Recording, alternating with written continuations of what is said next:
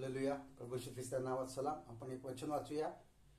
नीतिसूत्रे 23वा अध्याय आणि त्यातील 4 आणि 5 वचन मी वाचतो. नीती 23, 24 आणि 4 आणि 5 वचन. धनवान होण्यासाठी धडपड करू नको. आपले चातुर्य एकीकडे ठेव.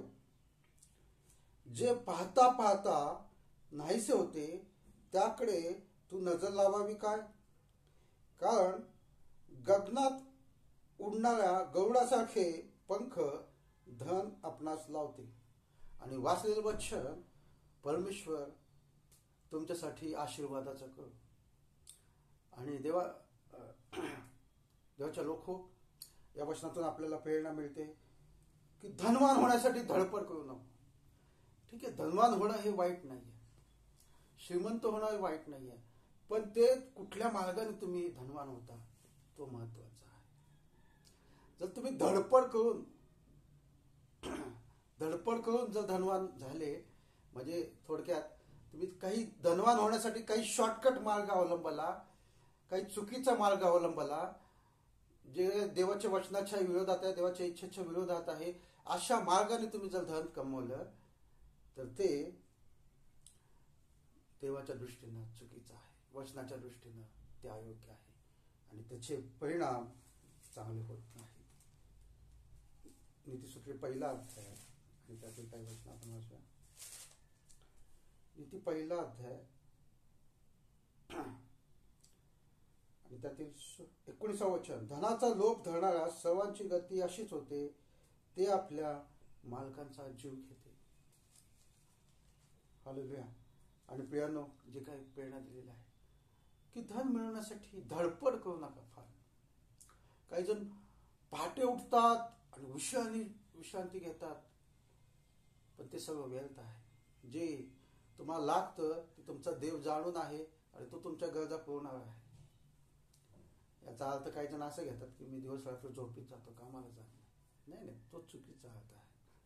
आपल्याला धन मिळवण्यासाठी धडपड करायची नाहीये, शॉर्टकट अवलंबायचा नाहीये, किंवा काही चुकीच्या पद्धतीनं आपल्याला धन मिळवण्यासाठी काही करायचं नाहीये. तर योग्य पद्धतीनं आपण जर परमेश्वराचे अनुवाद 8:18 नुसार जे काही आपल्याला सामर्थ्य दिलेलं आहे धन प्राप्ती करून देण्याचं, त्या मार्गाने जर आपण धन कमावलं विश्वासूपणे, प्रामाणिकपणे, देवाच्या वचनाच्या इच्छेच्या अधीन राहून, तर नक्कीच ते धन आपल्यासाठी एक आशीर्वादाचं ठरेल. आणखी काय पुढे वचन म्हणतंय आपण जे आता वाचलेलं होतं, नीतिसूत्र अध्याय 23वा अध्याय आणि पुढं.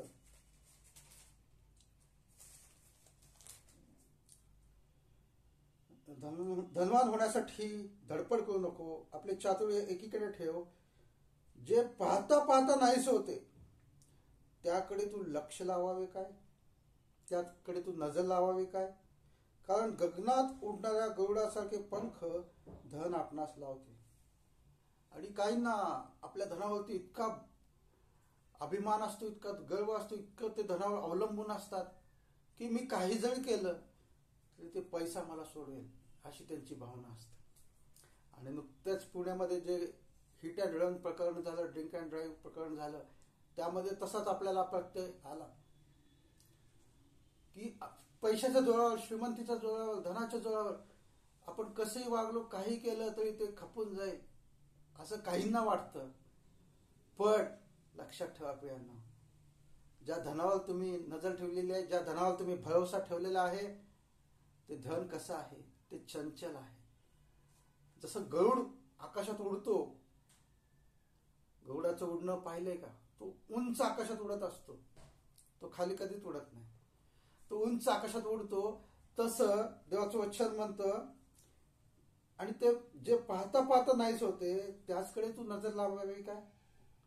ज्या धन तुझ्याकडे आहे उद्या ते नाहीच होईल. ते चंचल आहे, ते गरुडाप्रमाणे उंच उडणाऱ्या पक्षासारखं आहे. आणि त्याला गरुडासारखे पंख आहेत धनाला. तुम्ही अनुभव घेतलाय का?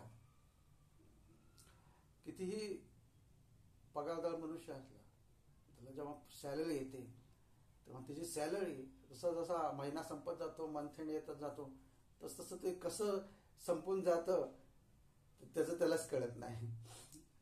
आणि प्रियानो, हे उदाहरण आहे की गरुडासारखे पंख धन आपल्याला लावतात.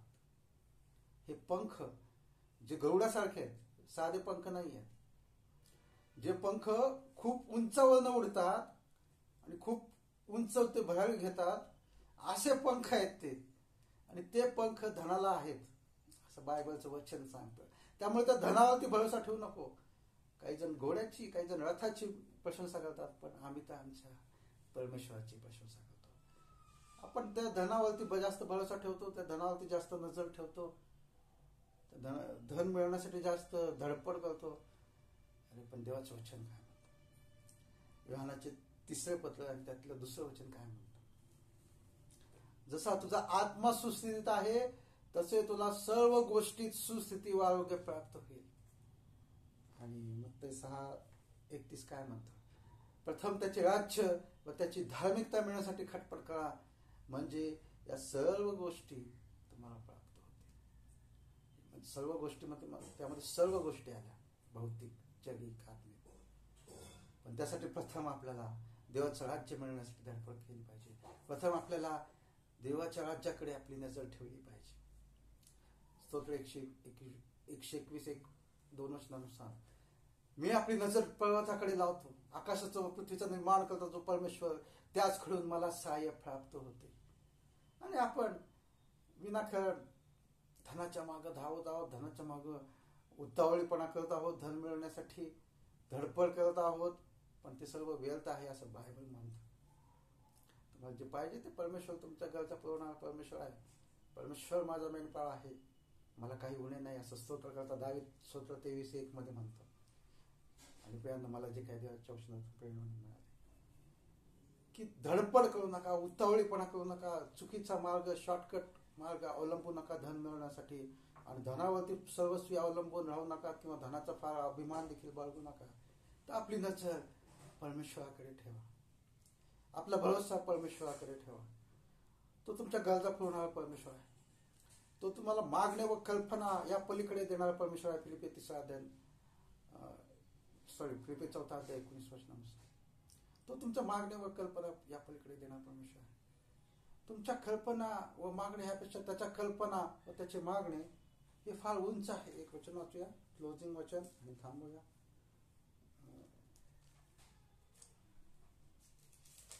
यशायाचं पुस्तक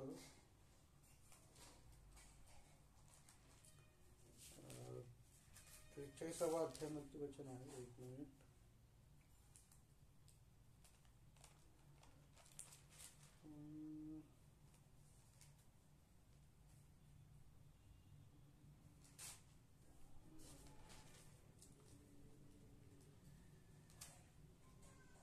त्या वचनामध्ये दिलेलं आहे की तुमच्या योजना, तुमच्या कल्पना ह्या माझ्या कल्पना नव्हत, तुमचे विचार हे माझे विचार नव्हेत.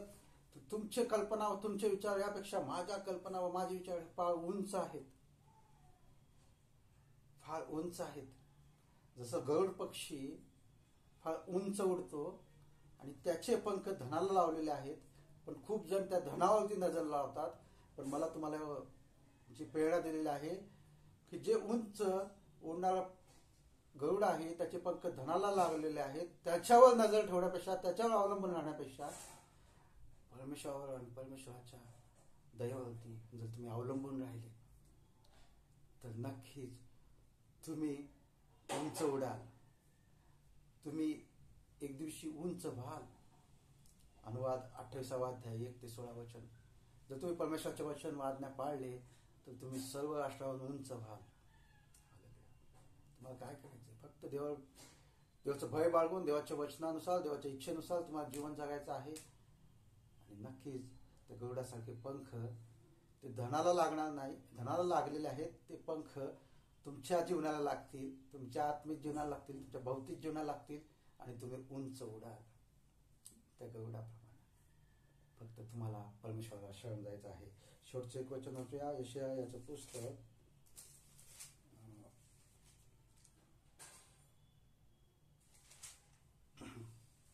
43 39वा अध्याय